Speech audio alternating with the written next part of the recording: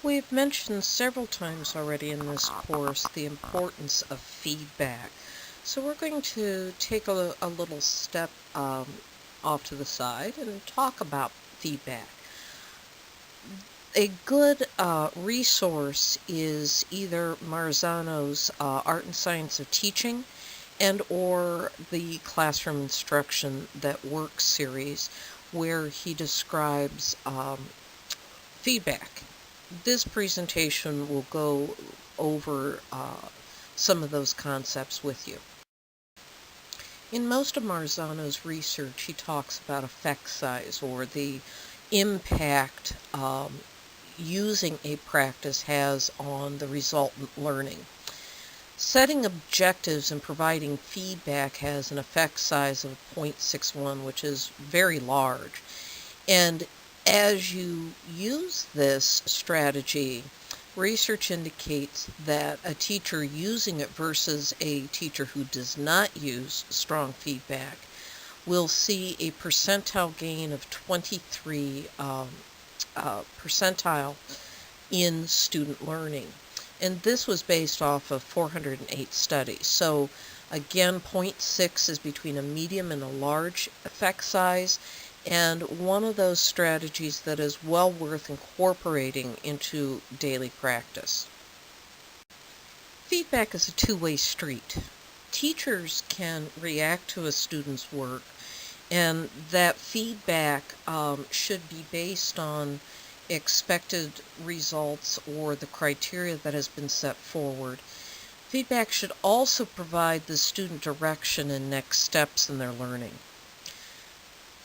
The other side is students can provide you feedback about their level of understanding. The students provide you feedback so that it can inform instruction. When you as the teacher are providing feedback, it should always be positive and promote improved learning. So where you may say good job or that's great, explain why it's good. Let students know it's because of that this was a very good sentence because they used powerful word choice, or that the constructed response was very good because they used complete sentences and used proper subjects and verbs. So be very precise. This goes to the second point, that to be descriptive and evaluative.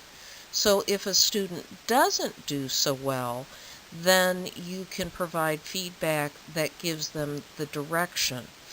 This paragraph could be stronger if you used a greater word choice, if you developed your voice. Remember your audience, that you are writing this to be persuasive, and your feedback should help the student improve their performance, improve their writing, and or explain why they did a good job and exactly what did they demonstrate that made good good. Some additional characteristics of good feedback is that they should be related to the standards or the goals or the criteria of the assignment that students are working on. It also needs to be timely. Feedback that is given a week, 2 weeks later is not good. It's too late. So this becomes a teacher management issue, is to provide feedback in a timely manner, is to be certain that you're going to have time to do the feedback.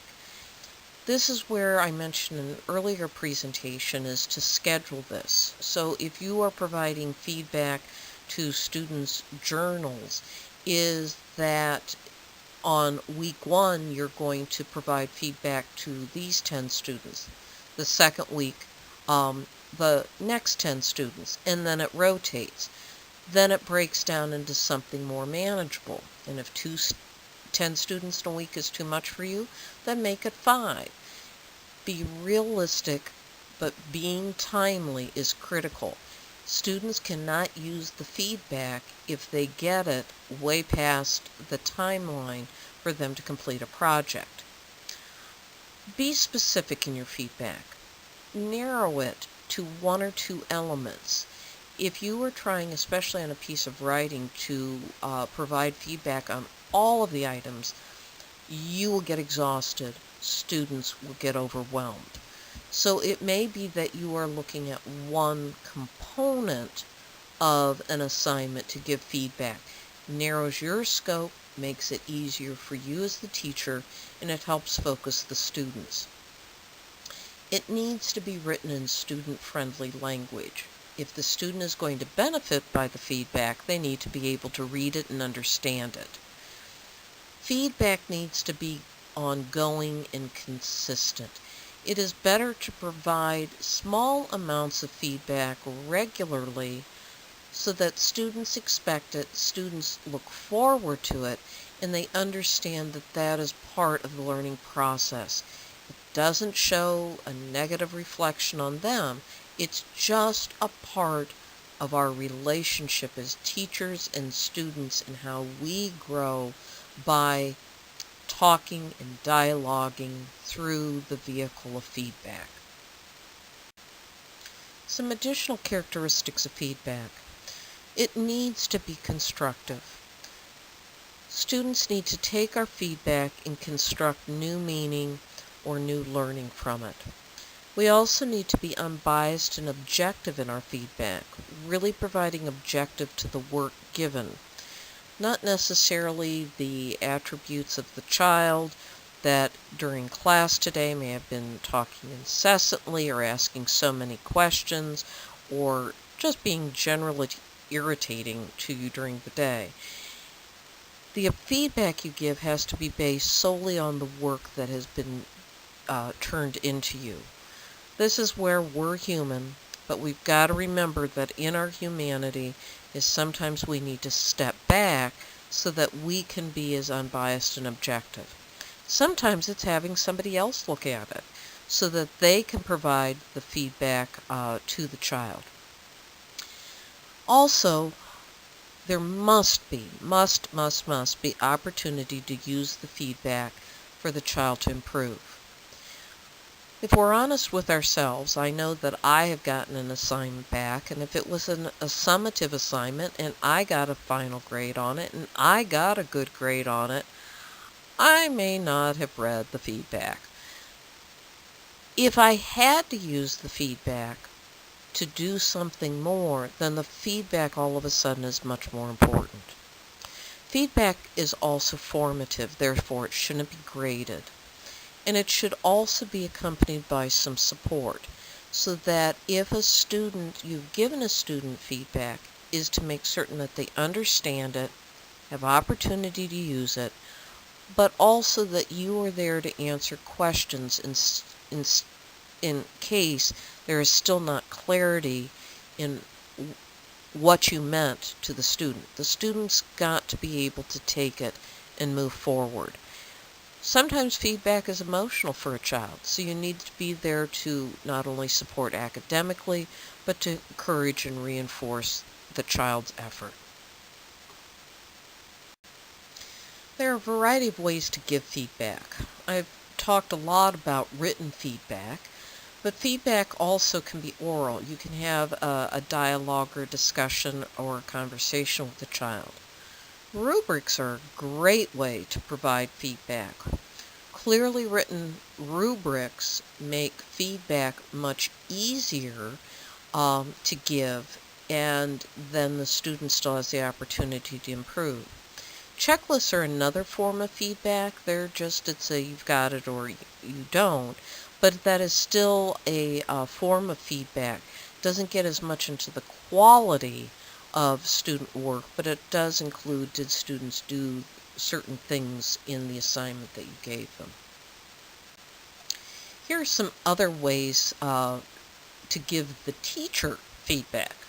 This is going back to in the earlier slide where your students can provide you feedback so that it can impact your instruction. One strategy is called fist to five. Fist meaning I have no idea what's going on. Five, I've got complete understanding. Students can do the fist to five in front of them, and they just make a fist with their hand and raise the appropriate number of fingers to indicate their level of understanding. It's quick, it's fairly confidential, and you know instantaneously where students are in their understanding. Another is you can make little table tents with stoplight colors. So they can flip over the green, the yellow, or the red, so you know how they are doing with their learning and understanding. You can use whiteboards. You can use exit slips or reflections. You can have journal entries, or you can have check-ins and mini conferences with students.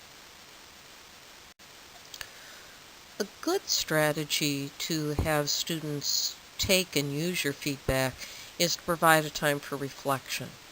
The reflection provides the self-inspection, self-analysis time to read feedback and to analyze what it says.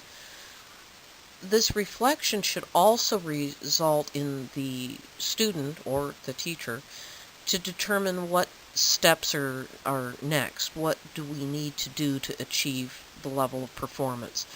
So if you've given back papers that have feedback on it, then you take 5 or 10 minutes that allows students to read it, and then for them to create a reflection and a list of what do they need to do next to improve their performance.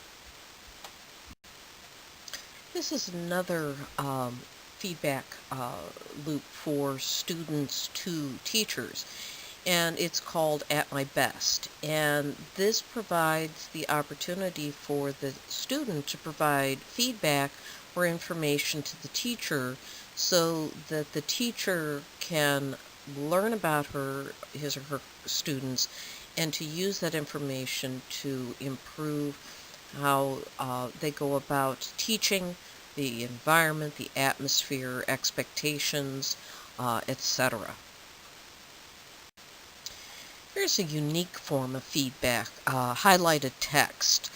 This is good for English language learners, also students with disabilities, ADHD, folks that are weak readers or have difficulty reading text. What you are doing is that their textbook, you as the instructor, would highlight key critical passages, key graphics, conclusions, and there should be no more than 10 to 15% of the chapter highlighted. What you are doing is providing feedback to the student about what is critical. So as they look at the text, instead of having pages upon pages of material that they need to digest and understand, what you do by the highlighting is you help them focus, you provide them feedback about what is most critical to pay attention to while they are reading. This is another example of the student providing feedback to the teacher. It's kind of a KWL, only a little bit more detailed in that the student is going to define something about a subject. So let's say, what is it that I know about apples? Or what do I know about the Civil War? Or what do I know about government? And they can write their own definition. They can bullet some information. They can give an example, and they can give non-examples. This is very similar to some of the background knowledge and vocabulary work of Marzano. But this is a good one for the teacher to very quickly find out what students know about a subject, either as a pre-learning or as a result of teaching and activities within the classroom. Are the students focused on what is key and critical and what's missing, what are the gaps in their learning? This is another student-to-teacher feedback that at the end of an activity, this is an example of science, a friction lab, is that the student tells the teacher 3 things that they learned and 2 questions that they still have, and then an application of one way to see friction in the world around them. So this gets at and allows the teacher to say, have my students learn the key things I want them to learn? Do the questions provide insight as to what the students are still struggling with? And also, can they take this knowledge and apply it someplace else? The exit card is another opportunity for students to provide feedback to teachers. This is an example of an exit card on learning preferences. It talks about, we've used the following strategies. What strategy works best for you and why? This can be content oriented. This can be activity. I've given, directions, and we've had, a full day of reading and learning on a particular subject matter. What is it that you still don't understand? What do you think was the main point? There's a million different variations on exit cards, but they're short and sweet. Students take a few minutes to fill them out, and they can provide a tremendous amount of information to the teacher at the end of the day.